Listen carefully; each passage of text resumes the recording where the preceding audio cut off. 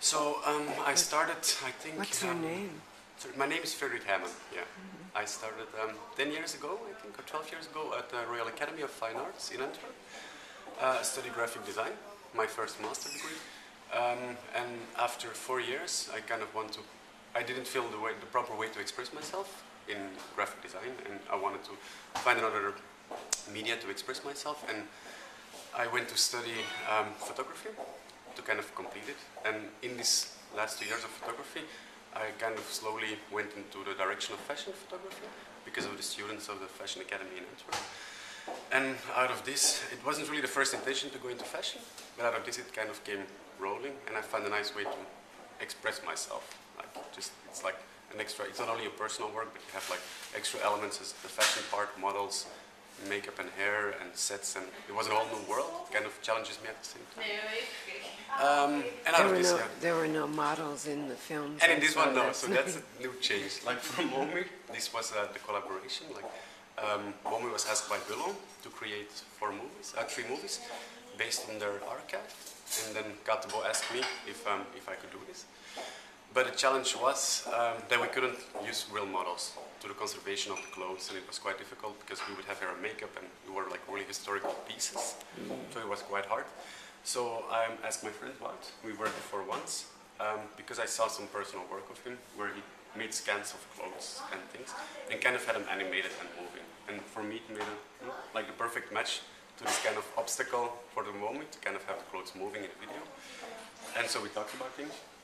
We draw the whole concept, like how can we make like 3 movies, make them interesting, how to have the clothes scan in 3D, which is a quite new process, and to make it look real and exciting at the same time, because you don't have any movement, you don't have any model moving, you don't have any extra elements, so you need to build a whole world, and at the same time make it look realistic, which is quite of a challenge.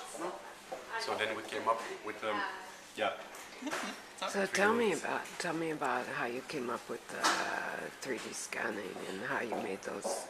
It's a process I developed for David Klaarbout. He's a video artist from Belgium. The first time I did it, it was in August last year for a movie for him where we scanned people that we used in the movies. When you scan people, you have to scan them from like every angle? Yes, we take about 20 photos from every angle, and then they get processed by a computer, and then we have a 3D model. So how did it work in this case? We took, I think we took 2 more pictures from every, I think 72 pictures or something from every, from every piece. Every historical piece. And they get processed by the computer. I clean them up, and then we put them in a scene. We build a scene around them. Yeah. And how'd you build those particular scenes? It was very monumental. That was the first intention, right? Like I wanted to be like super dramatic at the same time, and big, impressive, and realistic, I think. And at the same point, we wanted to include the lights also as like the main like red line, red thread, do you say it in English? Throughout the whole things. So they need to have like neon lights, and the neon lights would cast the lights on the clothes, and by each scene it starts from really dark, like clair obscur, to a complete lit scene, and that was like the point. So, and we also had a clear idea about how the music would sound. Yeah. So every set was built around a certain idea about the music. And like as well, like in the concept initially, it was like we had always like 3 historical pieces, which was a guideline for us. First one was like kind of in the industrial, like 1850, around that period. Then did you have anything to do with picking them out, or Kat picked them out? Yeah, we did it together. Like Kat, of course, give like the first like step, and she like, do you like some? And then we kind of like look at like which are the easiest to scan, or which like would represent the best in a 3D scan. So we like color-wise and pattern-wise and this whole thing. So, but the nice thing was like they have their own world where they come from. Like the old ones have like this. To me, they feel like really dark and industrial, like this whole thing, like you can grasp.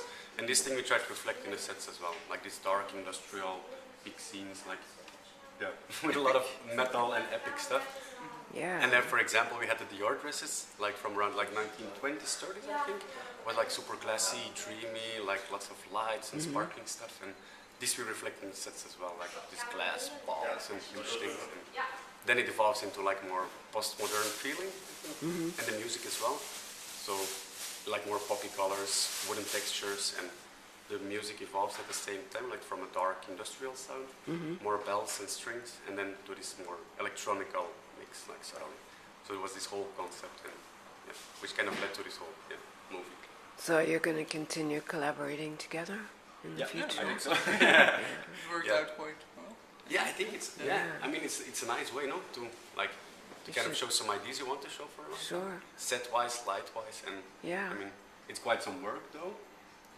To do it is. But How long did the whole process take? I think we started scanning in July. Beginning of July. It took about a month to process them all, and then we built the sets for 2 months, I think. Yeah. Took about 2 months. It's 2 months, and then editing and color. But it took a long time to render, so they took about a month to render all the scenes. So we had to work in advance. You have to submit for the next edition of Asphalt. Love to. It's beautiful.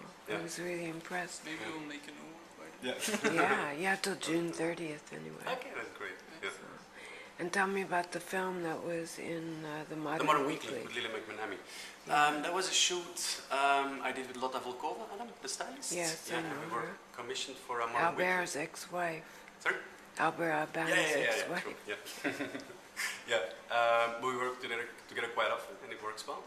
And then she asked me to do the Lily McManamy shoot, but it was quite short on time. So for me, it was like when it's short on time, I love to work like with 3D sets.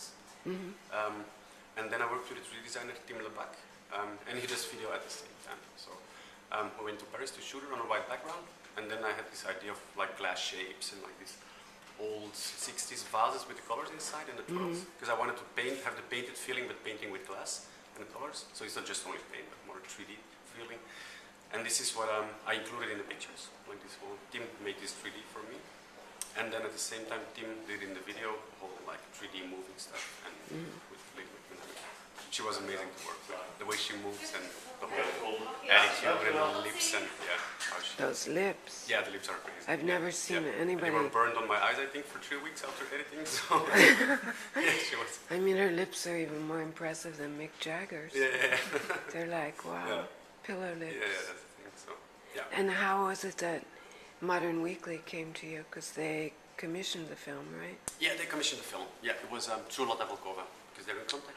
And Lotta invited With me. Shawe Ye. Yeah, true. Yeah. Great. So what's your next project? Now we have a few things ahead. We're working as well now on a video for Wanda Nilo in Paris. For Wanda Nilo, it's from Peter Bersch. okay, I know Peter it's nice. Bersch. I know him from when he was at a festival of the air. True. Yeah. Yeah, it was 5, 6, 7 years ago. Well, we're doing this at the moment, and next to that, some upcoming projects. Yeah. Great. You have a website? I have one. What's the address? Frederikheyman.com. Can you spell it? FredErik. Spelling in English. HEYMAN.com. And do you have a website? Yeah, it's Indianen. It's my company. How do you spell it? INDIANEN.BE. Great, thanks.